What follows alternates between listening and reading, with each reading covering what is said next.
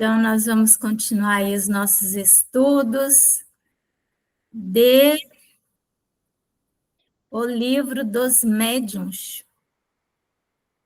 Interessante, né? Nós estávamos falando nas reuniões passadas o quanto parece que estamos estudando os mesmos temas, os vários livros, sobre óticas diferentes. Então, no livro dos médiuns, como nós estamos estudando a ação dos espíritos sobre a matéria, não tem como falar sobre isso sem falar do perispírito, né? E nós vimos ontem o perispírito, anteontem o perispírito também, sobre várias outras óticas. E então, deixa eu colocar aqui uma janelinha para nós irmos compartilhando o texto. Então, para entendermos, não é, como que os espíritos atuam sobre a nossa matéria, eles precisam de quê? De ter um elemento que seja também material, né? Matéria com matéria. Ou que um elemento que eles tenham e que nós também, encarnados, também tenhamos esse mesmo elemento, que no caso é o perispírito. O perispírito, ele é um tipo de matéria, uma matéria bem mais sutil, tipo um vapor, assim. E ele não morre. Quem morre é só o corpo. Então, como nós encarnados temos perispírito, e os espíritos também têm perispírito, quem é que conversa entre si? Perispírito com perispírito. Quem que nos revelou a existência do perispírito? Os espíritos. Mas, além da existência do perispírito ter sido uma revelação dos espíritos para nós, também, ele foi e é objeto de observações. A observação ao longo de muitos séculos. Todos os relatos, porque em Gênesis nós estávamos vendo as aparições. Como é que um espírito vai aparecer? É o perispírito que aparece. E as aparições de espíritos sempre existiram, mesmo antes do espiritismo. Então, todas as pessoas que viam e que veem alma do outro mundo, aparição, elas os veem como corpo, o mesmo corpo que elas tinham quando estavam vivas, entre aspas, ou seja, encarnadas. Então, o que acontece? Isso é uma observação. E é uma observação que se repete, e que se repete no mundo inteiro, todos os pontos do globo, ou seja, existe uma universalidade de narrativas. As pessoas contam a mesma coisa, sem nunca terem se visto, né? Elas contam os fenômenos das aparições de forma muito semelhante, desde que o mundo é mundo. Então, tem que existir um corpo, sim, e esse corpo, os espíritos deram o nome de perispírito. Então, Kardec, a última frase que nós vimos, aqui, ó, a alma nunca está desligada do seu perispírito. Então, morre o corpo, mas a alma, que é o princípio inteligente, ela está presa no perispírito. O perispírito é como se fosse um envoltório da alma. Por isso que nós podemos ver, por isso que eles podem atuar na nossa mente, porque é o perispírito do espírito com o perispírito nosso. Então, é possível a conexão. Vamos continuar lendo. Há um dito que o espírito é uma chama, uma centelha. O espírito, não o perispírito, porque per significa que está por fora, né? uma pelezinha ali por fora, não é?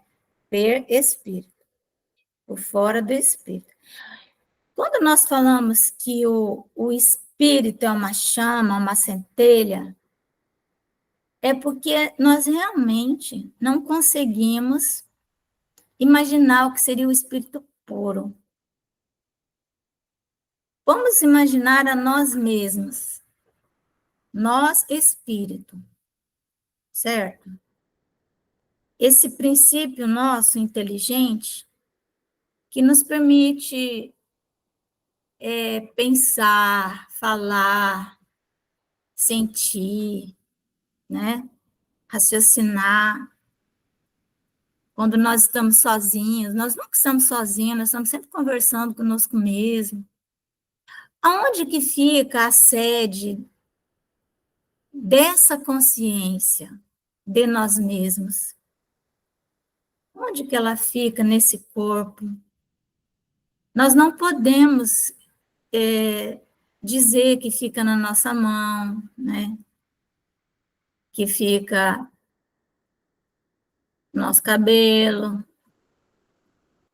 Não podemos dizer que fica, porque você corta o cabelo e você continua pensando, se você perder a sua mão, você continua com a sua individualidade. Onde que está essa individualidade?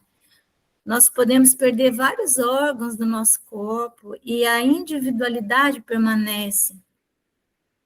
Então, essa individualidade, ela é como se fosse uma chama mesmo, uma centelha, que ela está em algum lugar. Ela está presa nesse corpo, ela comanda o corpo, mas ela não é o corpo. Tá? Então, ele diz assim, ó, dito que o espírito é uma chama, uma centelha. Isso se deve entender com relação ao espírito propriamente dito, como princípio intelectual e moral, a que se não poderia atribuir forma determinada. Nós não conseguimos imaginar qual seria essa forma nossa, dessa essência que somos. Qual seria a forma? É realmente uma coisa assim, né? Mas, qualquer que seja o grau em que se encontre o espírito, está sempre revestido de um envoltório. Não é? Ou perispírito, cuja natureza se eteriza. Olha como nós vamos estudando perispírito em várias obras básicas. O Kardec ele é exaustivo, ele vai nos trazendo, dependendo do assunto, aquilo que é o conteúdo mais importante para sabermos. Isso está no Livro dos Espíritos, mas ele vai desdobrando, ele está desdobrando aqui agora no Livro dos Médiuns. Mas nós já vimos em várias obras, não é? Então, esse perispírito, ó, cuja natureza se eteriza, ele vai se tornando cada vez mais vaporoso. Sabe o que é um éter? Já ouviram falar de éter, né? Aquela substância assim que a gente só sente o cheiro, assim, o pessoal usava muito em hospitais, ainda usa. Eu já ouvi falar muito. Né? Não tem aquele éter que, no hospital que usa para fazer asepsia das salas, você entra, tá aquele cheiro, né, de éter. Antigamente era usado assim muito, só que o éter é meio perigoso. Mas você, quando o éter ele é jogado assim jogado no ar, você não vê ele, só sente aquele cheiro forte, né? Porque ele imediatamente assume uma forma totalmente invisível, né? Então, o perispírito, ele vai se eterizando, ele vai ficando, a cada encarnação que nós vamos evoluindo, o corpo também vai se modificando, vai ficando mais leve, o próprio corpo vai ficando mais leve, o perispírito também vai, então ele vai se eterizando. Então, cuja natureza se eteriza à medida que ele se depura e eleva na hierarquia espiritual, se depura. ele vai se libertando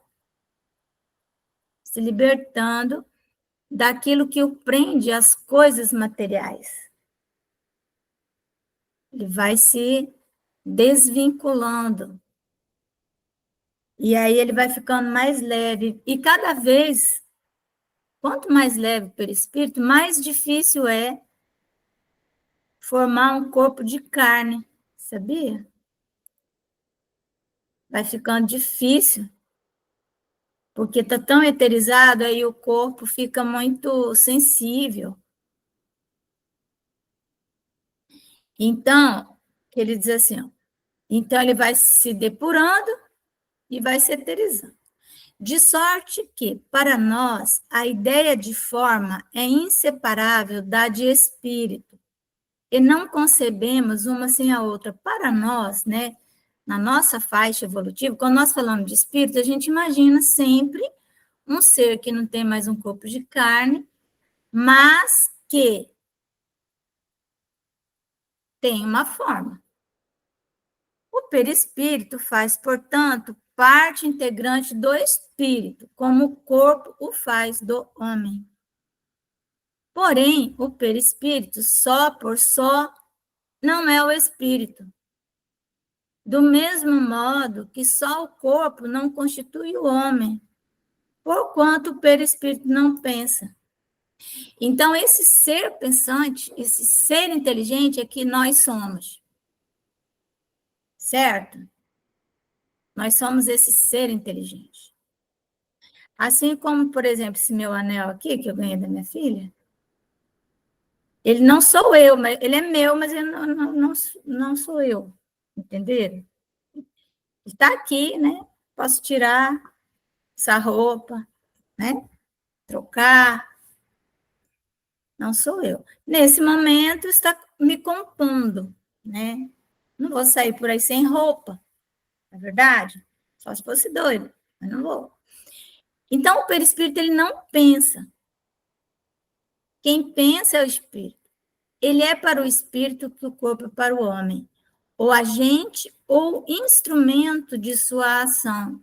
Então, quando o nosso corpo morre, quando nós morremos, quando a gente falece, o perispírito ele vai se desconectando devagar do corpo e entra numa outra dimensão. Na dimensão que ele entra, ele vai se relacionar lá com uma lapiseira, igual essa, um lápis, e tudo isso vai ser sólido para ele. Vai ser um corpo, ele vai, igualzinho é para mim aqui, vai ser lá. Porque lá, a lapiseira lá, ela tem a mesma frequência, está na mesma frequência vibratória do perispírito. Então, para ele é sólido. Para mim é invisível, mas para ele é sólido. A roupa dele vai vestir roupa igual, né? Então, por quê? Porque na dimensão para a qual nós vamos, vai acontecer isso. Então, continuando, ele tem a forma humana, perispírito. E quando nos aparece, é geralmente com a que revestia o espírito na condição de encarnado. Ele não vai usar uma roupa da encarnação passada, se ele quiser ser reconhecido. Ele se apresenta, porque o que acontece? O perispírito, diferentemente do corpo, o corpo é mais difícil do pensamento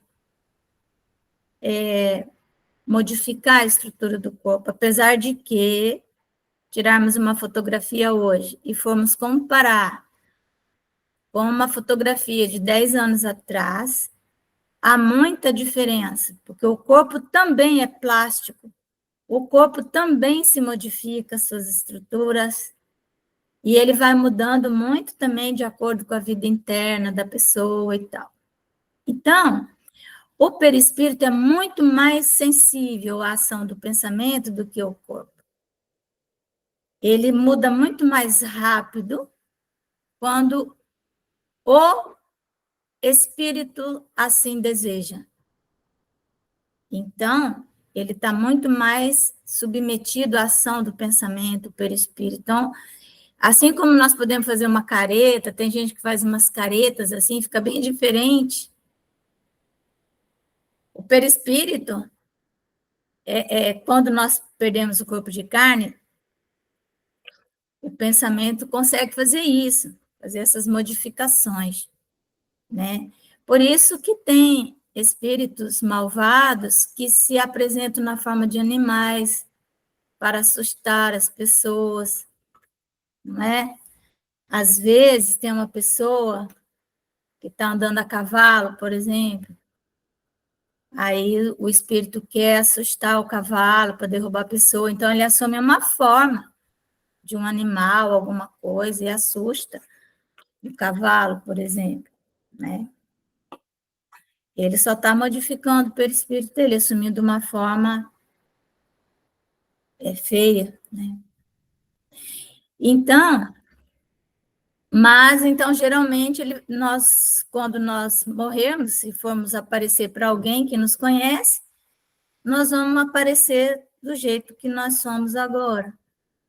Daí se poderia supor que o perispírito, separado de todas as partes do corpo, se modela, de certa maneira, por este. Ele conserva o tipo.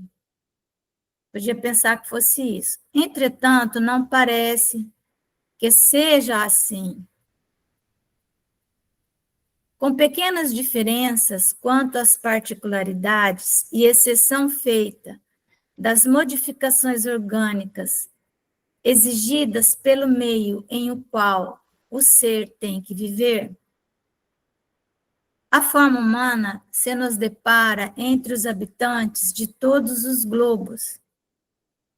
Então, a forma do perispírito em todos os globos onde existam homens em evolução, elas são parecidas, certo? Provavelmente não vai ter aquele ET totalmente fora do padrão, sabe? Você vai olhar e vai conseguir identificar uma forma humana, sabe? Não é aquela coisa que não tem nenhuma harmonia. Não é assim, né? Vamos ver o homem da caverna, o homem mais primitivo, né? Ele lembra um ser humano. Houve uma evolução do corpo, mas ele lembra. Aí ele diz assim, ó, pelo menos é o que dizem os espíritos. Então, isso é uma revelação, isso não é algo que esteja comprovado, mas é o que os espíritos nobres revelaram, que a forma é a forma humana, tá bom? Se for uma forma horrorosa, feia, pode ser, sim, um espírito que está assumindo uma forma animalesca, grosseira, mas aí é como se ele estivesse colocando uma máscara, é diferente, mas a forma real mesmo, sempre a forma humana, né? Essa igualmente a forma de todos os espíritos não encarnados, que só tem o perispírito, há com que, em todos os tempos, se representar os anjos ou espíritos puros. Então, os anjos e os espíritos puros, eles sempre foram representados como seres humanos. Porque, em verdade, esses anjos que eram representados ainda eram e são espíritos que estão numa faixa de evolução humana.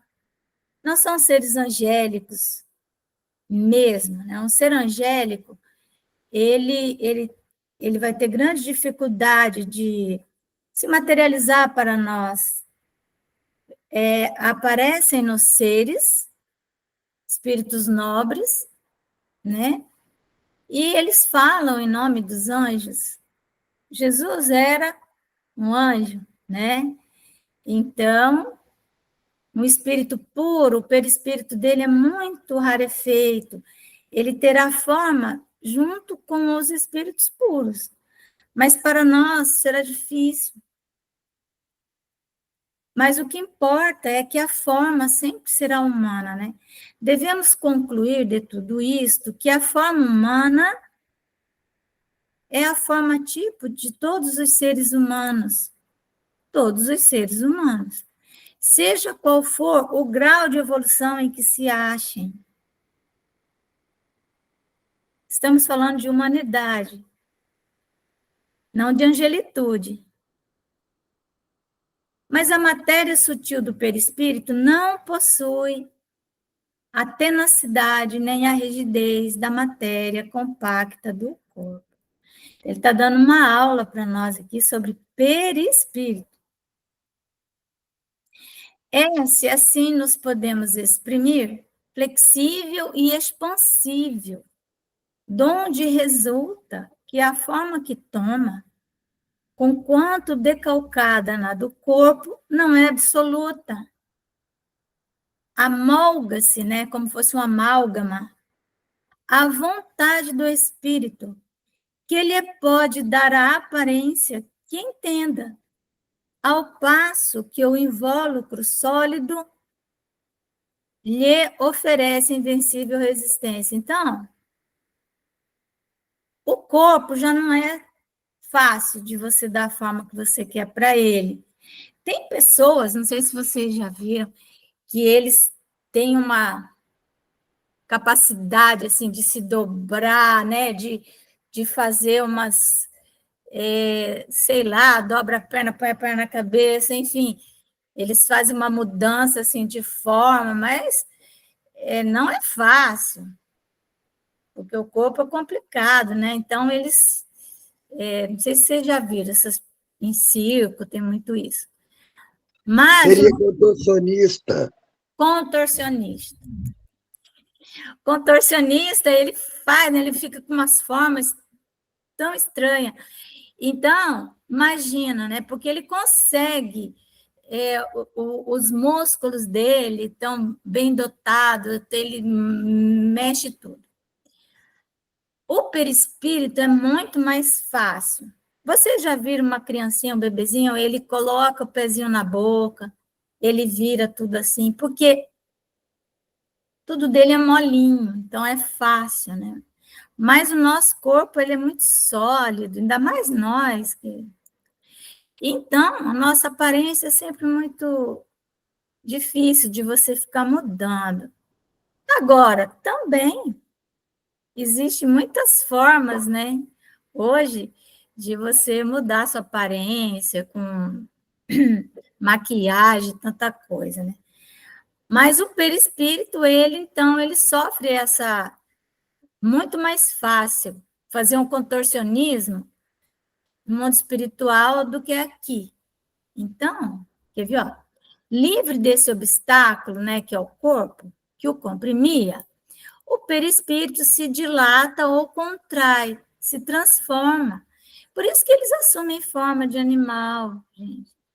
Presta-se, numa palavra, a todas as metamorfoses.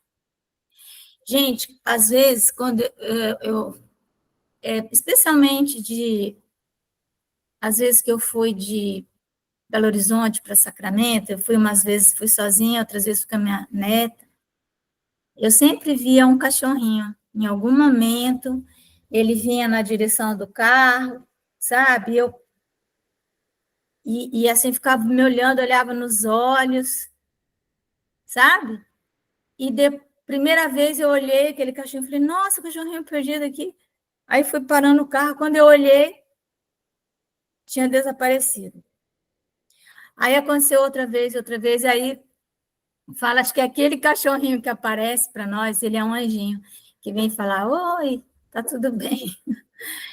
Então, numa palavra, né, todas as metamorfoses de acordo com a vontade que sobre ele atua. Ele pode assumir a forma que ele quiser, inclusive para nos assustar. Por efeito dessa propriedade do seu envoltório fluídico, é que o espírito que quer dar-se a conhecer pode, em sendo necessário tomar a aparência exata que tinha quando vivo, até mesmo com os acidentes corporais que possam constituir sinais para o reconhecerem. Lembra que Jesus chegou com as chagas? Ele mostrou.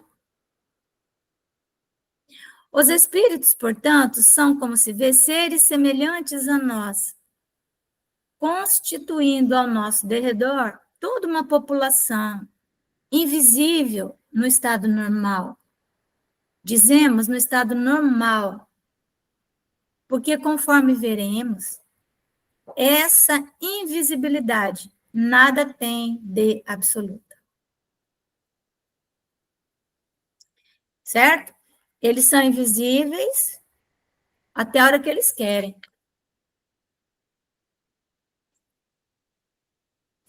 Entendeu? Até a hora que eles querem. E se eles pegam um médium ainda, que já alguém que tem uma vista um pouco mais... Quantas vezes nós vemos espíritos pensando que estamos vendo seres humanos? Muitos vêm, conversam conosco, falam coisas, dão orientação. A gente, às vezes, estamos perdidos em algum canto, vem um, orienta, a gente pergunta, a pessoa está encostada assim num poste, você pergunta, ele fala, aquilo ali é no espírito, só que a gente não sabe. Tem muito isso, né? Nós estudamos, quando estávamos lendo lá, as aparições, né? Eles vêm nos dar orientações. Nossa, as mais das vezes. Voltemos à natureza do perispírito, pois que isto é essencial para a explicação que temos de dar. Então, gente, conhecer perispírito é muito importante. Dissemos que, embora fluídico, o perispírito não deixa de ser uma espécie de matéria. Portanto, desde que nós demos o primeiro mergulho na matéria lá, encarnações lá atrás, primeiro mergulho na matéria, nunca mais saímos da matéria, certo? Nós sempre vamos evoluir em mundos materiais até que tenhamos nos tornado espíritos puros. Mas isso aí é depois de virar anjo, né? Depois de virar anjo. O que decorre do fato das aparições tangíveis a que volveremos. Então, existem aparições aqui. Aparições tangíveis a que volveremos, ou seja, voltaremos. Volver é voltar.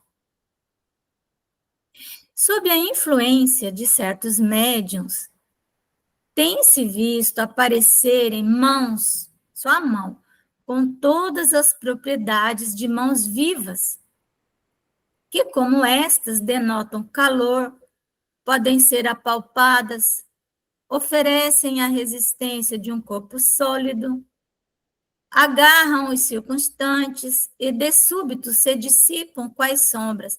Pode empurrar uma pessoa de uma escada, pode empurrar num precipício e matar, pode.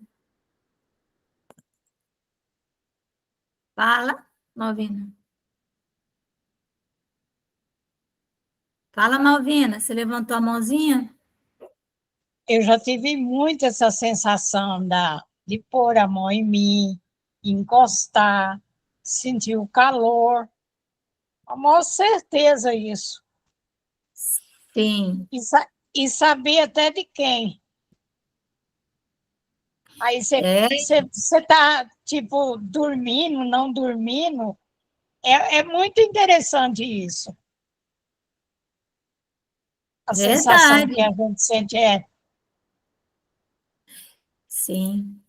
Eles, principalmente dormindo, né? O pessoal diz que vem puxar o pé da pessoa.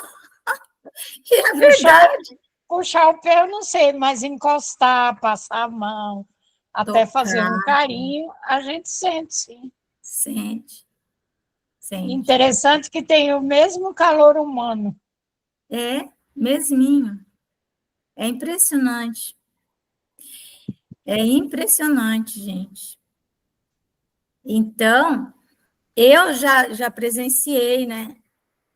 Já presenciei. Na Federação Espírita Brasileira, lá tem um museu, e esse museu, ele tem muitas coisas, né? E algumas delas são luvas de parafina, sabe? Então, são mãos. Então, como que aconteceu? O espírito materializava a mão, aí ficava uma parafina. Sabe que parafina, né, é um negócio que, para derreter, é mais de 100 graus. Então, não tem como você enfiar a mão ali. Então, o espírito enfiava a mão na parafina quente, tirava, esperava esfriar, punha na água fria, certo? E depois desmaterializava a mão. Então, ficava uma luva, entenderam como que ficava? De parafina. Como que tu vai fazer uma luva de parafina? Mas o mais impressionante é que dentro da luva tinha e tem até hoje as impressões digitais do espírito. Então, essa é uma prova incontestável. Às vezes, eles materializavam só os dedinhos para pegar a parafina e ficar fazendo o artesanatinho, florzinha, sabe? Parafina. Às vezes, eles materializam só aqui o órgão fonador para poder fazer a voz direta. Só o órgão fonador, só as cordas vocais e tal, e aí falarem através do fenômeno da voz direta. Às vezes a materialização é tão leve que você nem quase não vê, você não percebe. Então, a ação inteligente dessas mãos, que evidentemente obedecem a uma vontade, executando certos movimentos, tocando até melodias no instrumento, prova que elas são parte visível de um ser inteligente invisível. Então, como não tem ectoplasma suficiente para materializar o corpo inteiro, materializa só as mãos. Assim como materializa só o aparelho fonador, só para falar, né? A tangibilidade que revelam, a temperatura, a impressão, em suma, que causam aos sentidos, porquanto se é verificado que deixam marcas na pele, às vezes dá uns beliscão na pessoa, que dão pancadas dolorosas, que acariciam delicadamente, provam que são de uma matéria qualquer, tem que ser uma matéria. Seus desaparecimentos repentinos provam, além disso, que essa matéria é eminentemente sutil e se comporta como certas substâncias que podem, alternativamente, passar do estado sólido ao estado fluídico e vice-versa. Não é então que a água, você põe no congelador, ela não fica dura? Aí você pega aquele pedaço de água e você pode até machucar uma pessoa? Machuca, daqui a pouco ela cai e acabou, não tem mais aquela pedra de gelo. Então, pode existir essa substância, igualmente, que se condensa, se torna visível e depois se torna invisível. A natureza íntima do espírito propriamente dito, isto é, do ser pensante, desconhecemos-la por completo. Nós não temos a menor ideia qual é a nossa natureza íntima. A menor ideia. Nós sabemos que nós existimos porque nós pensamos. Porque nós temos consciência de nós mesmos. Apesar de que a consciência que nós temos de nós mesmos, ela é incompleta. A maior parte do tempo nós vivemos meio que numa inconsciência, assim, meio que dormindo, né? Mas Nós não temos muita noção como que funciona isso. Apenas pelos seus atos ele se nos revela. E seus atos não nos podem impressionar os sentidos, a não ser por um intermediário material. Mesmo o pensamento, ele precisa de um meio para se propagar. O espírito precisa, pois, de matéria para atuar sobre a matéria. Ou seja, para eu pegar essa lapiseira, eu preciso da matéria, que é minha mão. Se eu não tiver minha mão, como é que eu vou pegar? Tem que arrumar um jeito, né? Tem, por instrumento direto de sua ação, o perispírito, como o homem tem o corpo. Ora, o perispírito é matéria, como acabamos de ver. Depois, serve-lhe também de agente intermediário o fluido universal. Lembra que nós estudamos na Gênesis também o fluido cósmico universal? O fluido universal, ele também é um agente condutor, né? Como se fosse uma carroça, ele ajuda a carregar, tem coisa que não dá para carregar com a mão, precisa de uma carroça. Depois serve-lhe também de agente intermediário o fluido universal, espécie de veículo sobre que ele atua, como nós atuamos sobre o ar, para obter determinados efeitos por meio da dilatação, da compressão, da propulsão ou das vibrações. Por exemplo, um ventilador, a gente está com calor, liga o ventilador. Ou liga o ventilador ou pega um leque, não é? Nós estamos atuando sobre o ar, ó. Modificando o que eu estou modificando aqui? Alguma coisa na estrutura dele, ele está se agitando, está fazendo um ventinho, está sendo confortável para mim, né? Então, assim como nós atuamos sobre o ar, sobre a água, sobre o óleo, sobre o leite, sobre tantos elementos. Márcia, eu vou ter que atender minha filha aqui, eu volto em seguida, tá bom? Tá, meu amor, pode atender. Assim como nós atuamos sobre vários elementos, né, sobre vários elementos, o perispírito, idem. Né? Considerada deste modo, facilmente se concebe a ação do espírito sobre a matéria. Então, não é o espírito puro que age, mas o seu envoltório material. Compreende-se, desde então, que todos os efeitos que daí resultam cabem na ordem dos fatos naturais e nada tem de maravilhosos. Só parecem sobrenaturais porque se lhes não conhecia a causa. Conhecida esta, ou seja, conhecida a causa, desaparece. Oi, Magna. O meu genro deixou meu neto cair da cama e ele está machucado. Então, eles vão levá-lo ao hospital, aí eu vou ficar com a minha neta, eu vou ficar lá no portão esperando ela, tá bom? Desculpem. Imagina, amiga, vai com Deus. Beijo. Muita paz, vamos orar aqui, tá? Beijo, obrigada. Tchau. Tchau. Então,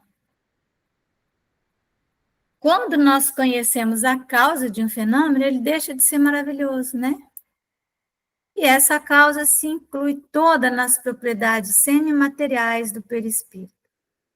É uma ordem nova de fatos que uma nova lei vem explicar, e dos quais, dentro de algum tempo, ninguém mais se admirará, como ninguém se admira hoje de se corresponder com outra pessoa, a grande distância, em alguns minutos, por meio da eletricidade. Olha, ele está falando da eletricidade.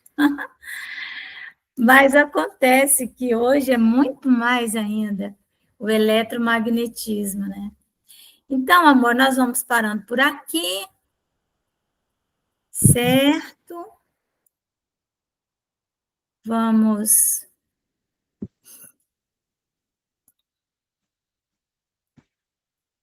Vamos finalizando aqui o nosso estudo.